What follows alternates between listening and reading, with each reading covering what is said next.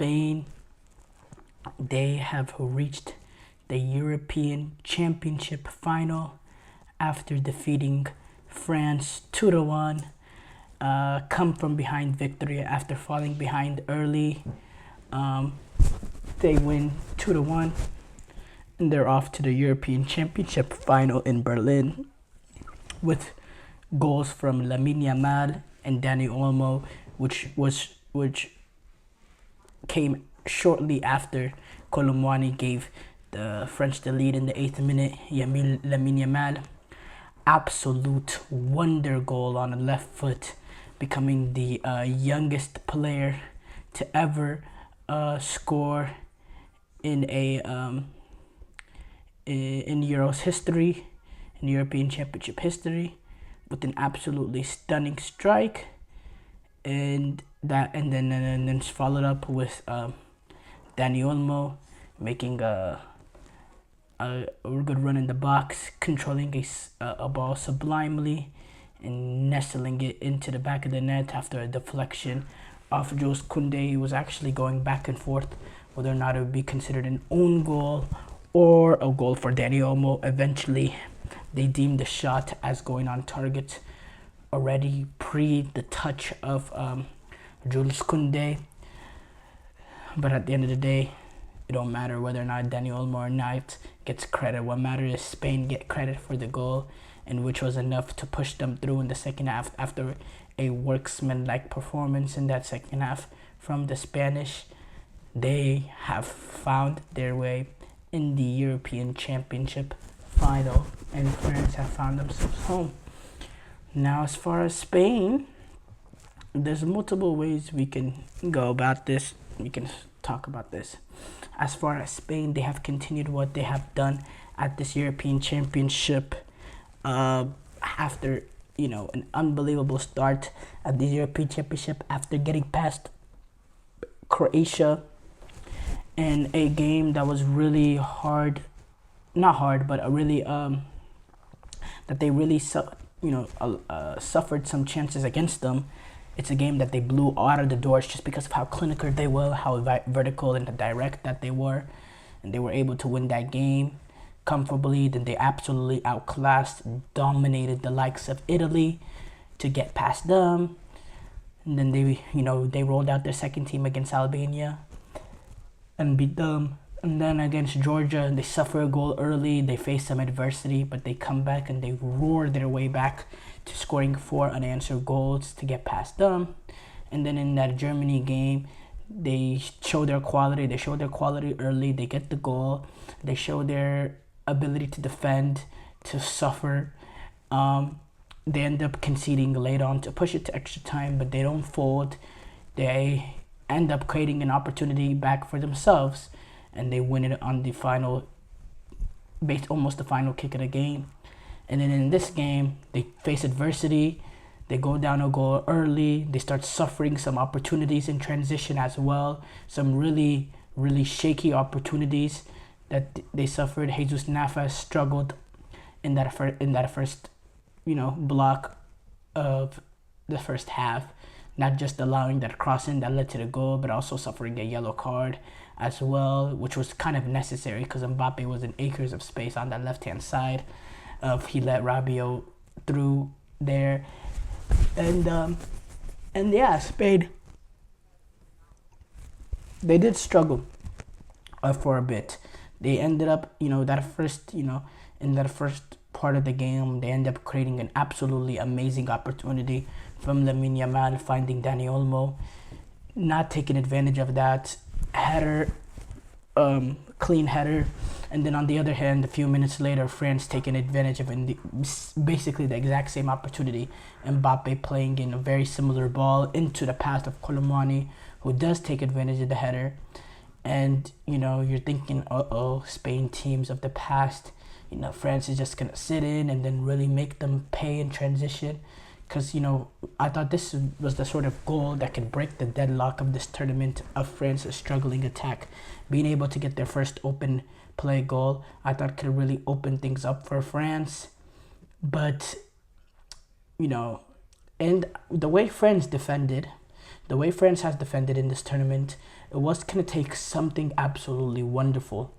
And that's what it took. It took a Lamine Yamal absolute banger of a goal, pure quality to get in. And once Spain were able, and that's what it was going to take. It was going to take a moment like that, because the French defense, they don't fold. They don't fold. They don't allow opportunities. Their center backs don't get moved. They don't open up. There's no space to go in behind them. You know, there's no gaps between the midfield and the defense. N'Golo Kante is all over the place.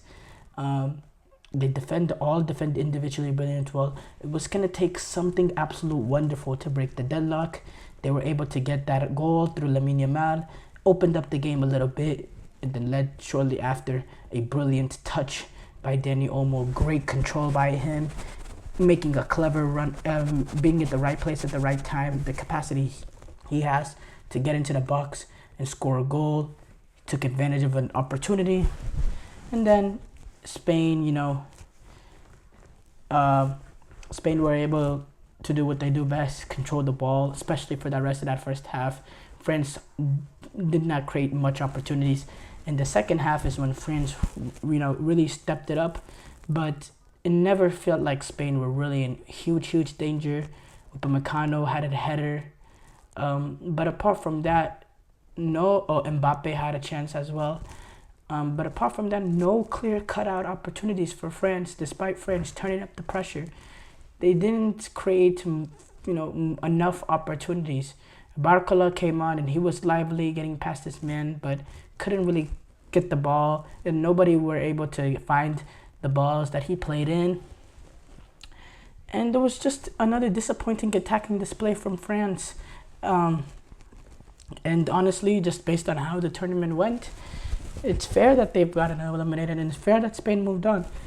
Because Spain has been much better team to watch. They've played the better football. They've been more entertaining. They've been more dangerous. And they've just been the better team. Overall, it was a great game, though. It was a great game. Lamine Yamal, he was named the player of the match, which I think was rightfully so, because that goal is a goal that we'll talk about forever. And that goal was so crucial in the fact that, in that moment where France is up 1-0, there is no way they concede a goal. The only way they concede a goal is a goal like that, an absolute wonder strike that nobody can do anything about it. Because that's just not the nature of France giving up a 1-0 lead under Deschamps. That kind of breakthrough happened. And that's the thing too. Whenever you have this sort of style that Deschamps has, it leaves you susceptible to moments of magic, of moments of absolute brilliance. Because if something like that happens and you don't have the scintillating attack that other teams have, it's hard to come back from those sort of moments. It really is. And that's what's going on. And that's what happened here. I thought midfield-wise, Fabian Ruiz and Dani Olmo were very, very, very important. I think Pedri has good passing capabilities and is the best passer in the squad, especially when you look at from advanced midfield role. But I think Dani Olmo is proving to be a little bit more valuable in the fact that, the goals that you get from him, the capacity he has to get into the box and score goals. And it's not just goals that he also gives you. He also gives you the spaces that he can create by making runs in between the center backs and the full backs, by the clever spaces that he takes, the touch that he has, the control. Because yes, he does not have the passing and that a Pedri has, but in terms of technical ability, in terms of playing tight spaces, he still has that Spanish touch. And he has a wicked strike on him as well. He could hit a ball he could hit a long shot. He could finesse it into the corner. He has good finishing ability, and yeah, he's what a player he is, and an underrated player, and someone that's been a good servant for the Spain team for a little while now, going all the way back to 2021 Euros. And it's crazy to say going all the way back, because Dani Olmo, this is a guy that's 24 years old, I believe, 26 years old, still playing at Leipzig. I think he should really be on his way to that next move, because he definitely has the quality to be a big he's already a big player, but a big player on a big club. He really has that sort of quality, in my opinion. As far as Mbappe, not his tournament, failure of a tournament for him. I don't know if it was the broken nose. I don't know if it was what happened in this season, the club season, but just this season has been horrible for Mbappe, club-wise, international-wise. It's just been a really, really bad year. Failures on all levels. Not being able to accomplish winning the Champions League with Paris, getting eliminated by Dortmund in the semifinal, then this European Championship not coming away with it. Having a bad European Championship, not scoring a single open play goal, which he still hasn't scored ever at a European Championship. He has a brilliant record at a World Cup, but European Championship has not been his tournament. And, he's going to Real Madrid now, so it's a great way to, go on and move on with his career. He's going to Real Madrid, so, that's a perfect way to reboot this bad season for him. But yeah, Didier Deschamps, there's going to be talks regarding him too. I think what he's done at France has been so impressive. But maybe they're going a little bit, away from that sort of defensive style. And maybe they should rely more on the attacking ability of this squad, what this team has. That's also going to be an interesting conversation. His contract does go through the 2026 World Cup, and I don't think he should be fired by any means. But it's still a conversation that will be had, and it'll be interesting because the style of play is not what most French fans or even neutral fans want to see from this French team.